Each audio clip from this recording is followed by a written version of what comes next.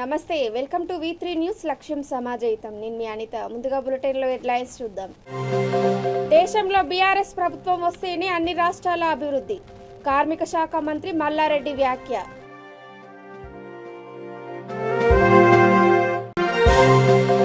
పల్లెల అభివృద్ధి ధ్యేయంగా టీఆర్ఎస్ ప్రభుత్వం కృషి. హుస్నాబాద్ ఎమ్మెల్యే సతీష్ కుమార్ వెల్లడి.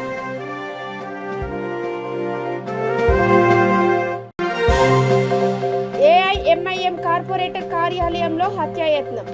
కత్తులతో ప్రవేశించి ఒకరిపై దాడి చేసిన దుండగులు.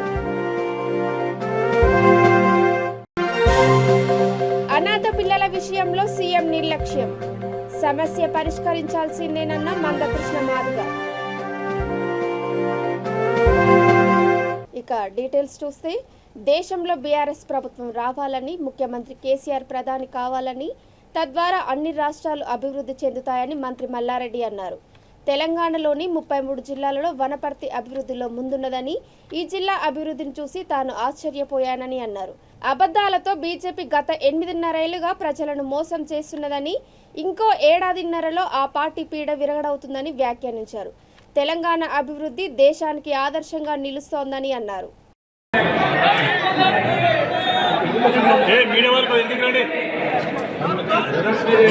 ఫోన్ కిందికి పెట్టండి బ్రదర్. ఓకే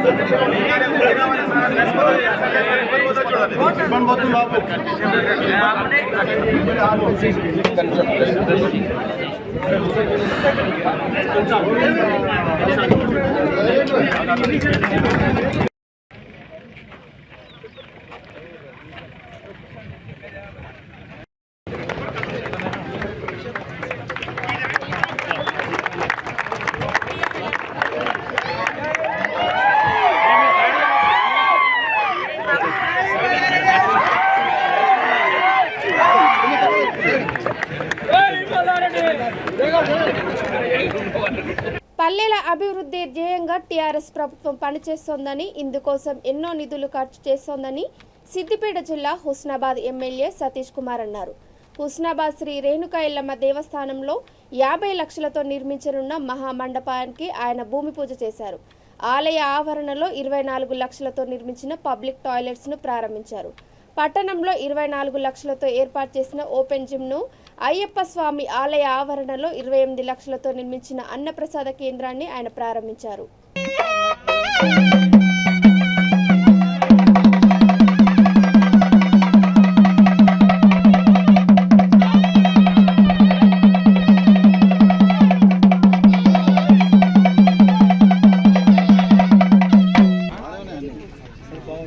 ఫ్రీగా ఉండండి స్వామి,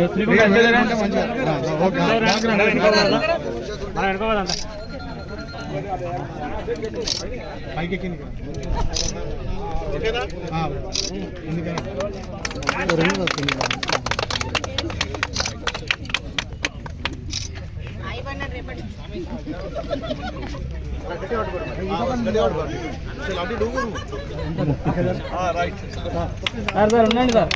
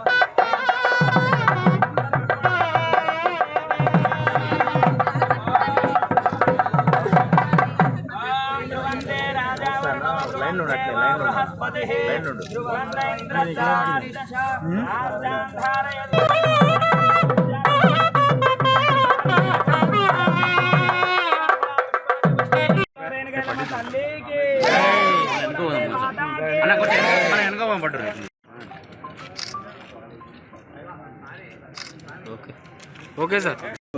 బొమ్మనపల్లి నుంచి వెళ్ళి చిగురు మామిడి, తర్వాత మన మెయిన్ రోడ్ నుంచి వెళ్ళి ఏది ఇందుర్తిపోయే మెయిన్ రోడ్ నుంచి వెళ్ళి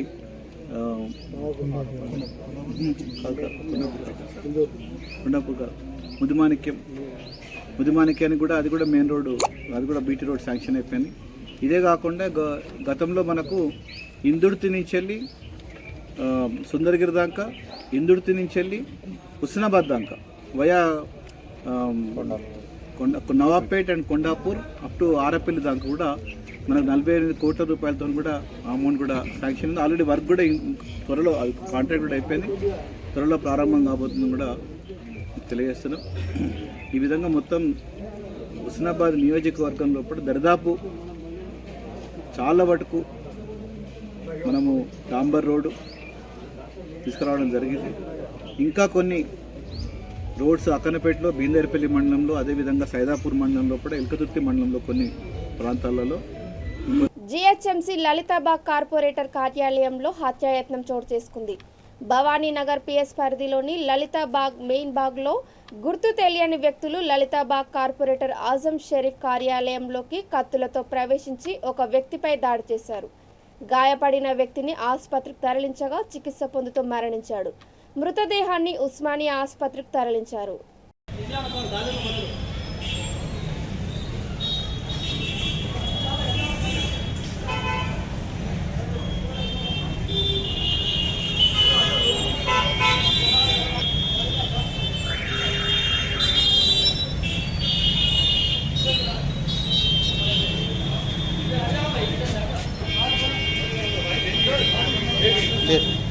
भेजो आप भाई कंचल मार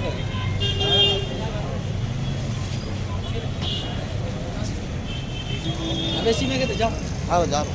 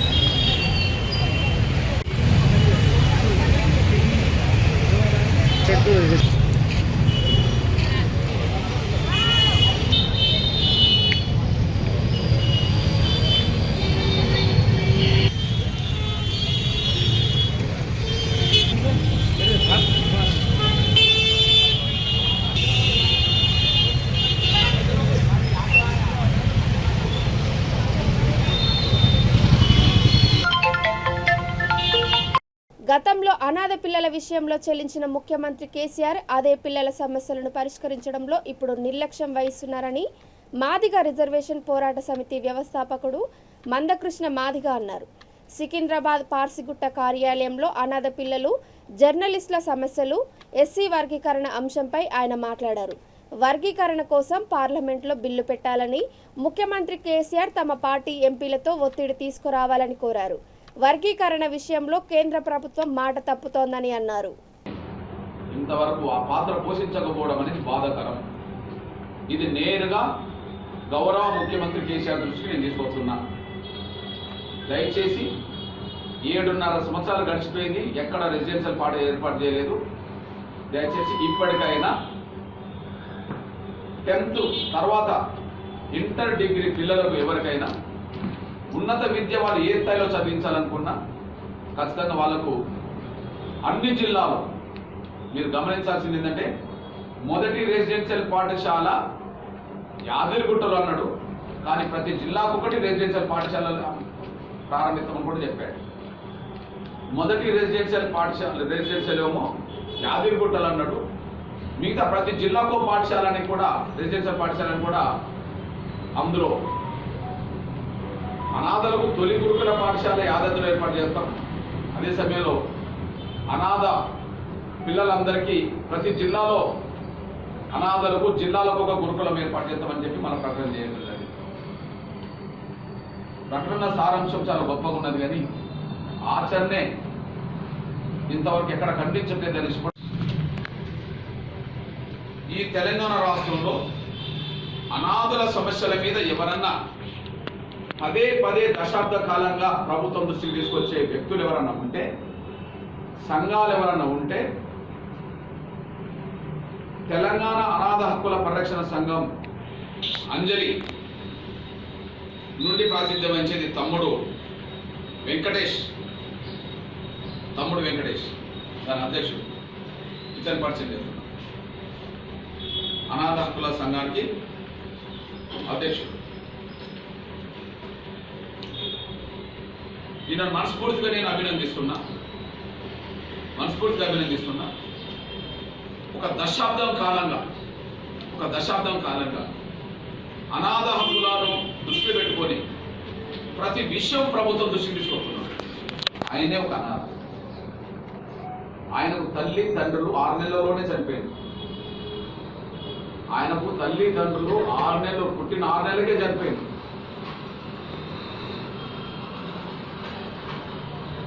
కానీ నేను అనుభవించిన బాధలు కష్టాలు తల్లిదండ్రులు లేని పిల్లలు అనుభవించొద్దని చెప్పి కంకణం కట్టుకొని ప్రతి విషయాన్ని ప్రభుత్వం దృష్టికి తీసుకొచ్చాడు.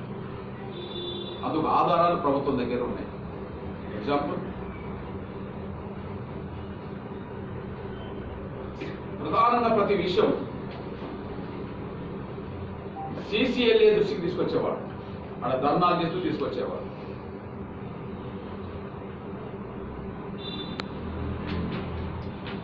సికింద్రాబాద్ సీతాఫల మండిలోని కుట్టివెల్లోడి ప్రభుత్వ ఆసుపత్రి అర్బన్ కమ్యూనిటీ హెల్త్ సెంటర్ భవనాల నిర్మాణానికి ప్రభుత్వం 11.60 కోట్ల నిధులను మంజూరు చేసిందని అసెంబ్లీ ఉపసభాపతి టి పద్మారావు గౌడ్ తెలిపారు.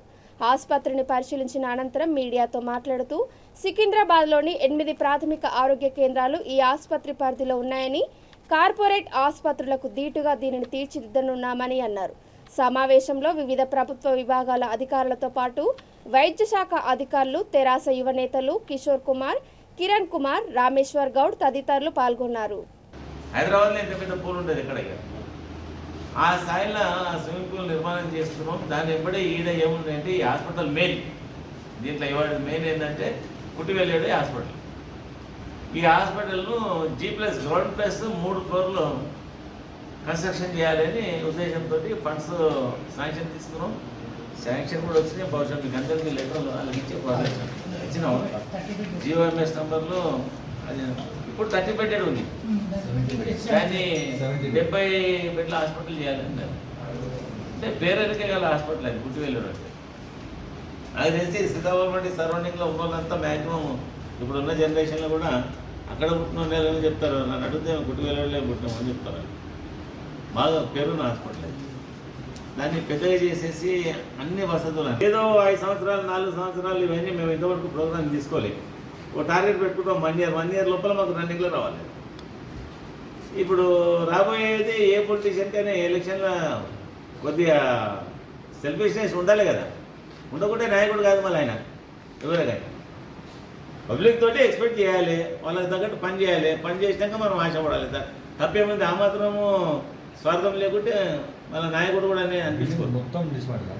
మొత్తం డిస్మెంటల్ అది మొత్తం ఈ గ్రౌండ్ లెవెల్లో చేస్తాము. వాళ్ళకి కొత్తగా చదువుతాము. G+ 3 ఫ్లోర్స్ కన్స్ట్రక్షన్ చేస్తాం. అధునాతనంగా దానికి లిఫ్టులు అన్నీ పెట్టేస్తారు. ఇప్పుడు ఈ కాలేజ్ భవనాలు కూడా 4 లిఫ్టులు పెడుతున్నాయి. ఆ వెనుకకు బ్యాక్ సైడ్ తో ఉన్నది, అక్కడ 2, ఈ ఫ్రంట్లో ఒక 2. అట్లనే కుట్టివెల్లుడు కూడా బ్యాక్లో స్థలం ఉందంట. ఇప్పుడు పోతాం, ఇది కాగానే వస్తే విజిట్ చేస్తే మీరు కూడా భోజనం చేయండి రా అయ్యప్ప నువ్వు కూడా తినాలంటే వెజిటేరియన్ ఉంటుంది. మేము కూడా వెజిటేరియన్ ఇప్పుడు కనుక మాకు కూడా అవి తినట్లేదు. అయితే ఈ నెల 21న సీఎం జగన్మోహన్ రెడ్డి జన్మదినాన్ని పురస్కరించుకొని వెంకటగిరి రావూరులో పెద్ద ఎత్తున రక్తదాన శిబిరాలు నిర్వహిస్తామని పార్టీ సీనియర్ నాయకుడు ఆనం రామనారాయణ రెడ్డి తెలిపారు. ఈ సందర్భంగా వైఎస్ఆర్ విగ్రహాలకు నివాళులర్పించే కార్యక్రమాలు, ప్రభుత్వ పాఠశాలల్లోని 8వ తరగతి విద్యార్థులకు ల్యాప్టాప్లను వెంకటగిరి నియోజకవర్గ పరిధిలో పంపిణీ చేశామని అన్నారు. అలాగే టిడ్కోకు సంబంధించి అన్నీ కలిపి ఏవైతే టిడ్కోలో డిస్ట్రిబ్యూషన్ కానీ వాటర్ సప్లై సివరేజ్ అన్నీ కలిపి 618,89,80,00,000 కేంద్ర ప్రభుత్వం నుంచి, అంటే మన వెంకటగిరి పోర్షన్ వచ్చేటప్పుడు 3.5 కోటి దాంట్లో రావడం జరిగింది. ఇవన్నీ కలిపి 95 కోట్ల రూపాయల మంచినీటి పథకానికి ఇవాళ ముఖ్యమంత్రి గారి జన్మదినాన్ని పురస్కరించుకొని రాష్ట్ర వ్యాప్తంగా ప్రభుత్వ స్కూళ్ళల్లో చదివేటువంటి విద్యార్థులకు వాళ్ళకి టీచ్ చేసేటువంటి అధ్యాపకులతోటి కలిపి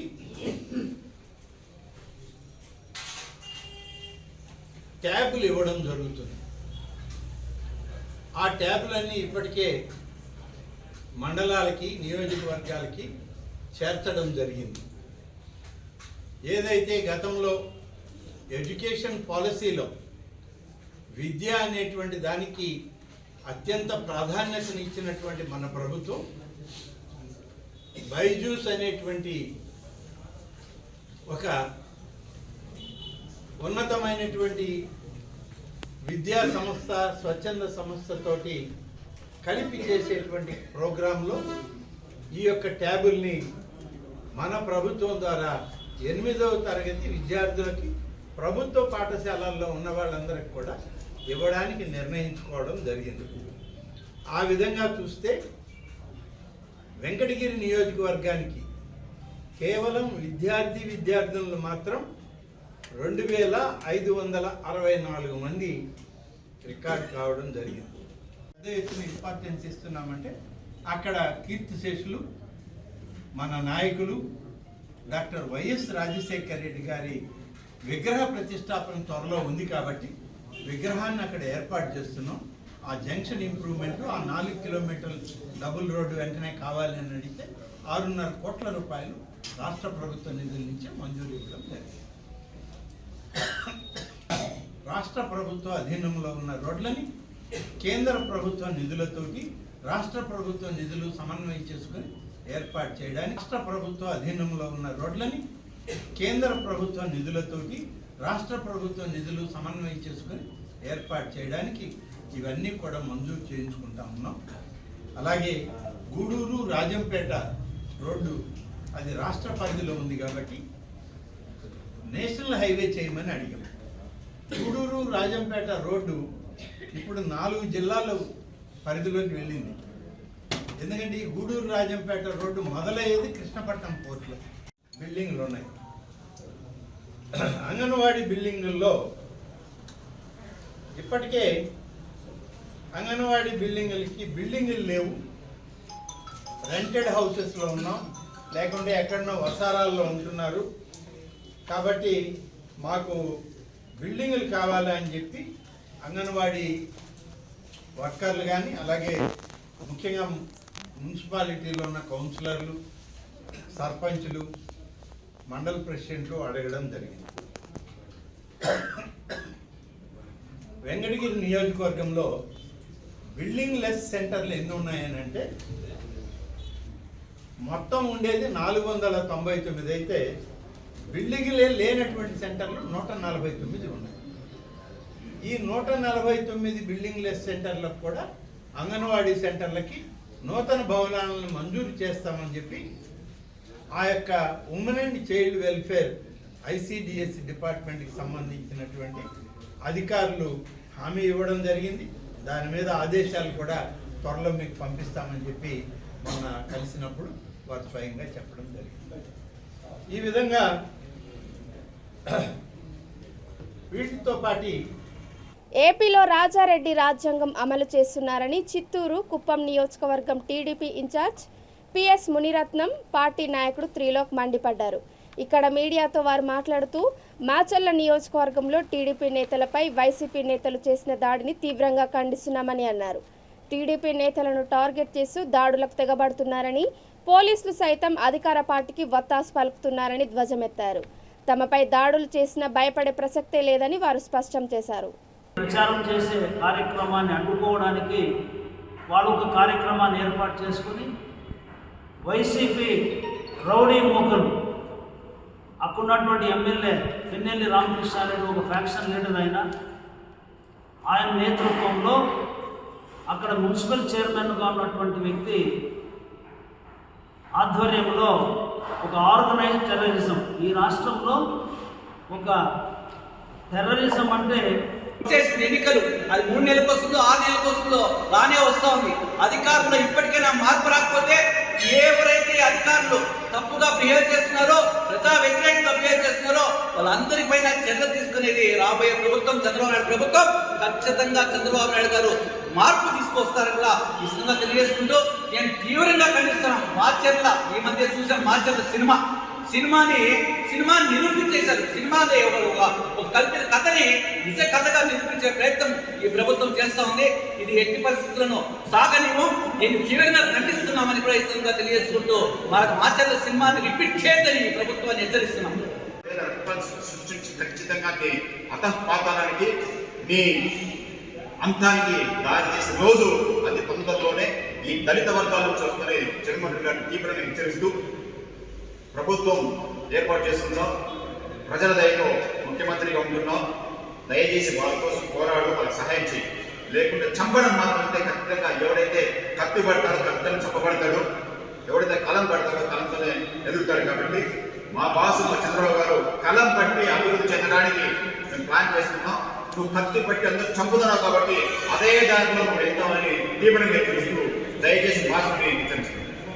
పల్నాడు జిల్లా చిలకలూరుపేటలో టిట్కో గృహ సముదాయంలోని లబ్ధిదారుల జీవితాలతో మంత్రి విడుదల రజని చెలగాటమాడుతున్నారని పలువురు టీడీపీ మహిళా నేతలు విలేకరుల సమావేశంలో ధ్వజమెత్తారు. టిడ్కో ఇళ్లలో 90% పనులు పూర్తయినా మిగిలిన 10% పనులు పూర్తి చేయడానికి 3.5 ఏళ్లు తీసుకున్న పనులు పూర్తి చేయకుండానే లబ్ధిదారులకు ఇళ్లను కేటాయిస్తున్నారంటూ వారిని మోసగిస్తున్నారని మండిపడ్డారు. మాకు తెలుసు, ఇలా ఇల్లు ఇవ్వకుండా మీరు బ్యాంకులో లోన్ అయ్యింది, లోన్ డబ్బులు కట్టండి అని చెప్పేసి గోల్ చేస్తున్నారు. ఆ బ్యాంకుల్లో లోన్ అని కట్టుకుంటారా? ఇప్పుడు ఉన్నటువంటి ఇళ్ళకి అద్దెలు కట్టుకుంటారా? ఎలా చేసుకోవాలి? ఇప్పుడున్న పరిస్థితి ఏంది? ఇప్పుడు కరోనా వచ్చిపోయిన తర్వాత వ్యాపారాలు లేక జనానికి బతుకు జీవుడా అన్నట్టు ఉంది. కానీ అది తెలుసుకోకుండా ఎట్లా పడితే అట్లాగా అనేస్తున్నారు. జనాన్ని పిలిచి చాలా ఇబ్బంది పెడుతున్నారండి. అది ఆలోచించుకొని మీరు ముందు జనానికి ఇళ్ళు కరెక్ట్గా దాన్ని ఇచ్చేసేసి ఇల్లు ఇవ్వవలసిందిగా కోరుతున్నామండి. అందరికీ నమస్తే. కూడా ప్రజల కోసం పనిచేయమని మీ అందరికీ విజ్ఞప్తి చేసుకుంటున్నాం. ఇకనైనా ప్రజల కోసం పనిచేయండి ఈ సంవత్సరం అన్నా అని. మీరు ఏ విధంగా అయితే పరిపాలన చేస్తున్నారో చిలకలూరుపేటలో ప్రతి ఒక్క మహిళకు తెలుసు. ఎక్కడుండాలి ఈ నియోజకవర్గంలో ఉన్న ఎమ్మెల్యే కానీ మంత్రులకు ఉన్నటువంటి ఆరోగ్య శాఖ మంత్రి గారు ఎక్కడుండి మీరు సమస్యలు వింటున్నారు? మీ సర్వేలు మీ నివేదికలు చూసుకోమని చెప్పి వైసీపీ నాయకుల్ని హెచ్చరిస్తూ నాకు ఈ అవకాశం ఇచ్చినటువంటి మా సోదరీమణులందరికీ కూడా నమస్కారాలు తెలియజేసుకుంటూ సెలవు తీసుకుంటున్నాం. మళ్ళీ ఏమనుకోవాలో మాకు అర్థం కావట్లేదని చెప్పేసి ఈ సందర్భంగా నేను మంత్రి గారికి తెలియజేస్తా ఉన్నాను. ఒక్కటి మాత్రం నిజం, రాబోయే కాలం తెలుగుదేశం పార్టీది. మీరన్నట్టు మంత్రి గారు మీ భాషలోనే నేను చెప్తున్నా, అటు సూర్యుడు ఇటు పొడిచినా, చుక్కలు రాలి పడినా, సముద్రాలు ఉప్పొంగినా, భూకంపాలు వచ్చి భూమి చీలిపోయినా, నక్షత్రాలు రాలి పడినా, సూర్యుడికి మరి ఎంత మేఘాలు అడ్డంగా వచ్చినా సరే అది ఆ సూర్యుడు మళ్ళా బయటపడతాడు. ఆ మండే ఎండని కూడా మనకు ప్రసరిస్తాడు. ఆ ప్రసరించబట్టే మరి జనం కూడా బాగా బతకగలుగుతున్నారు. అన్ని కూడా జరుగుతున్నాయి.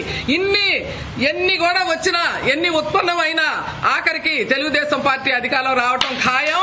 చంద్రబాబు నాయుడు గారిని ముఖ్యమంత్రి కాకుండా ఎవరు ఆపలేరు. అలాగే మన నాయకులు ప్రతిపాటి పుల్లారావు గారిని శాసనసభ్యులు కాకుండా ఎవరు ఆపలేరు అని చెప్పేసి ఈ సందర్భంగా నేను వైసీపీ నాయకుల్ని నేను హెచ్చరిస్తా ఉన్నాను. ఇకనైనా సరే ముందు వెనక చూసుకొని నిందలు చంద్రబాబు నాయుడు గారి మీద, తెలుగుదేశం పార్టీ మీద వేయకుండా విచక్షణతో మాట్లాడాలని చెప్పేసి నేను వైసీపీ నాయకుల్ని హెచ్చరిస్తా ఉన్నాను. తెలంగాణ రాష్ట్రంలో అంబేద్కర్ విగ్రహాలకు రక్షణ కరువైందని నిర్మల్ జిల్లా బీఎస్పీ అధ్యక్షుడు అడ్వకేట్ జగన్మోహన్ ఆవేదన వ్యక్తం చేశారు. భాగ్యనగర్లో అంబేద్కర్ విగ్రహానికి జరిగిన అవమానానికి నిరసనగా ధర్నాలో ఆయన మాట్లాడారు. విగ్రహానికి అవమానం చేసి పాక్షికంగా ధ్వంసం చేసిన నిందితులు ఎంతటి వారైనా శిక్షించాలని డిమాండ్ చేశారు. కార్యక్రమంలో పార్టీ జిల్లా ఇన్ఛార్జ్ బన్సిలాల్ రాథోడ్, నాయకుడు మారా రాజన్న, అంబేద్కర్ యువజన సంఘం నాయకులు, పెద్ద ఎత్తున మహిళలు పాల్గొన్నారు. మరి ఏరులై పాలిస్తా ఉన్నారు, విగ్రహాల ముందే వాడేస్తా ఉన్నారు. మీకు ఏవైతే చిత్తశుద్ధి ఉంటే, పరిపాలన దక్షత ఉంటే ఈరోజు విగ్రహాలకు రక్షణ లేకుండా ఉన్నది. దీనికి కారణం మీరు పరిపాలించే విధానం చక్కగా లేకపోవడం. ఈరోజు మరి ఏవైతే దళిత బంధు అనేటిది పెట్టి దళితులకు ఇస్తామని చెప్పేసి అంటున్నారు. దళితులకు ఇవ్వకపోగా దళితుల మధ్యలో విభేదాలు సృష్టిస్తూ ఉన్నారు. ఒక వర్గాన్ని దగ్గరిచ్చినట్టుగా మరొక వర్గాన్ని దూరం చేసినట్టుగా చేస్తున్నాడు. ఇది ఎంతవరకు సమంజసం అంటా ఉన్నాం. మీకు చిత్తశుద్ధి ఉంటే, పాలక వర్గం ఉన్నటువంటి వ్యక్తులు మీరుంటే అందరికి ఇవ్వండి, ఎస్టీలకు ఇవ్వండి, ఎస్టీలకు ఇవ్వండి, బీసీలకు ఇవ్వండి. మీకు చాదకుంటే ప్రభుత్వం దిగిపోండి. ఈరోజు బహుజనుల రాజ్యం అడుగుతా ఉన్నాం. ఏవైతే మా నాయకుడు ఆర్ఎస్ ప్రవీణ్ కుమార్ గారు ఉన్నారో వారి నేతృత్వంలో వచ్చేది బహుజన రాజ్యమే. బహుజనుల ఐక్యం అవుదాం. ఈరోజు మన విగ్రహాలకు రక్షణ కల్పించుకుందాం, మన ప్రజాస్వామ్యాన్ని రక్షించుకుందాం, భారతదేశ రాజ్యాంగాన్ని రక్షించుకుందాం. మీరు ఆశ్చర్యపడకండి సోదరులారా, వచ్చేటువంటి బహుజన రాజ్యంలో మనం అందరం కూడా మరి స్వచ్ఛంగా ఉండడానికి అవకాశం ఉండదు. కాబట్టి మీరందరూ కూడా సమన్వయం బట్టి మనం చట్టాన్ని గౌరవించే వ్యక్తులుగా, ప్రజాస్వామ్యాన్ని గౌరవించే వ్యక్తులుగా, మనం ఏవైతే ఉందో పరిపాలనను మనం గౌరవించే వ్యక్తులుగా మనం ఉందాం. ఒకవేళ పోలీసు అధికారులు చర్య తీసుకుంటారన్నారు, 48 గంటల్లో దుండగుడి పైన శిక్ష తీసుకుంటారు. ఒకవేళ చర్య తీసుకున్నట్టయితే మనం శాంతియుతంగా ఆందోళన చేపడదామని తెలియజేస్తా ఉన్నాం. Thank you. జై భీమ్.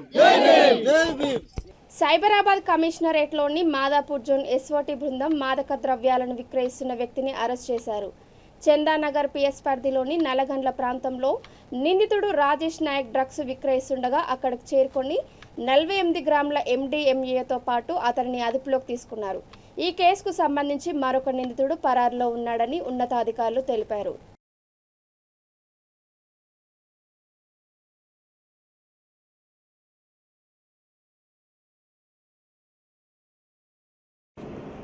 రాజేష్ నాయక్ డ్రగ్ పెడ్లర్ గోవా నుంచి హైదరాబాద్కు వచ్చి ఈ న్యూ ఇయర్ పార్టీస్ని దృష్టిలో పెట్టుకుని ఇక్కడ డ్రగ్స్ సప్లై చేద్దామని హైదరాబాద్ రావడం జరిగింది. మనము హైదరాబాద్లోని చందానగర్ పోలీస్ స్టేషన్ లిమిట్స్లోని అరెస్ట్ చేశాము. ఈ ఆపరేషన్ అంతా కూడా ఎస్ఓటి మాదాపూర్ ఇన్స్పెక్టర్ వాళ్ళ team along with additional DCP అందరూ కూడా కలిసి చేసి ఈ డ్రగ్ పట్లని పట్టుకోవడం జరిగింది. Total about 48 grams of MDMA మనము రికవర్ చేశాము. మరి ఈ రానున్న న్యూ ఇయర్ పార్టీస్ని దృష్టిలో పెట్టుకుని ఇక్కడ డ్రగ్స్ అమ్ముదామని ఇక్కడ హైదరాబాద్కి వస్తే ఇక్కడ మనం పట్టుకోవడం జరిగింది. ఇక బులెటిన్ ముగించే ముందు హెడ్లైన్స్ మరోసారి. దేశంలో బీఆర్ఎస్ ప్రభుత్వం వస్తేనే అన్ని రాష్ట్రాల అభివృద్ధి, కార్మిక శాఖ మంత్రి మల్లారెడ్డి వ్యాఖ్య.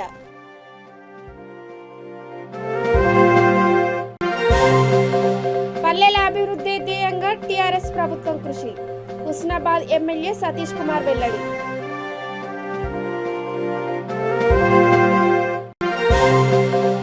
AIMIM కార్పొరేటర్ కార్యాలయంలో హత్యాయత్నం, కత్తులతో ప్రవేశించి ఒకరిపై దాడి చేసిన దుండగులు. అనాథ పిల్లల విషయంలో సీఎం నిర్లక్ష్యం, సమస్య పరిష్కరించాల్సిందేనన్న మందకృష్ణ మాదిగ. ఇవి ఇప్పటి వరకున్న అప్డేట్స్. చూస్తూనే ఉండండి V3 న్యూస్. లక్ష్యం సమాజహితం. నమస్కారం.